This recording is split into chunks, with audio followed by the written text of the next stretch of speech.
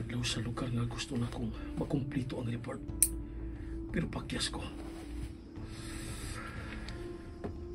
Wala ko ikasukat o katubang ang tao nga angay na kong interviewon. Kung mana ang gitagal nga deadline, wa ko ikasubmit nga report. Wa ko isko. Buti pasabot. Nga mauna sab kini ang katapusan sa akong karera isip reporter. Goodbye na sa akong karir.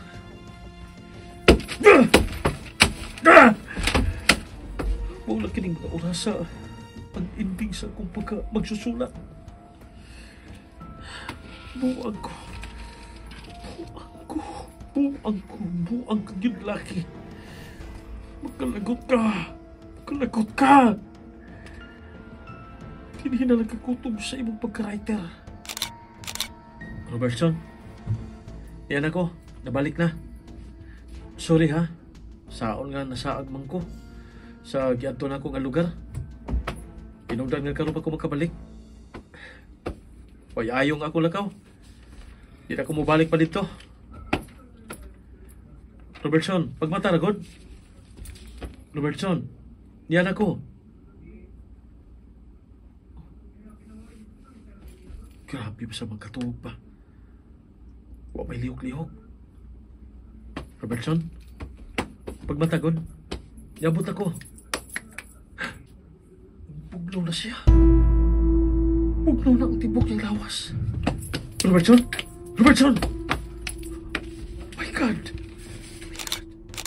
Pasensya ka na, amigo. Usa ka pagluib kining ako pagkabuhaton. Pero mauni ang labaw na akong kikinahanglan. Kining mga documents. Imong identification card. Labaw sa tanan. Kining passport. Gamit kanin ako. O kining tanan. Akong pangitaan og paagi nga mailisan sa akong naong ang tanang importanteng documents and papers.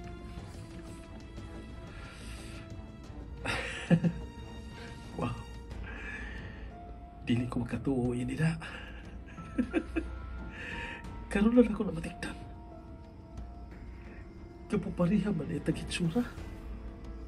Mura man itag kaluha. Migo Robertson.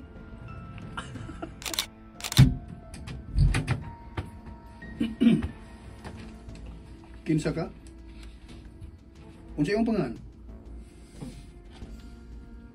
Unsa ka nga pangalan ang gigamit nimo? Nagpakisayod kung kinsa ko nako. Unsa imong pangalan? Ang dugay ka makatubag. Robertson. Nganong karon ka lang? Gahapong adlaw kapag gipaabot. Ha? Kuan. Sige. Suwa lang rin. Kinitawahan pa o si Pons. Kinabutang o nakalista sa appointment ng buwan ni Robertson. Noon siya ni mong kamot? Banhod. Hawi. Mong ipalayo ko pisil-pisil, ani be? Usa ba gibuhatan ning kamuta nga wa ko man unta ni pahagua. Ay, bate. Bate dito. Ata gitu.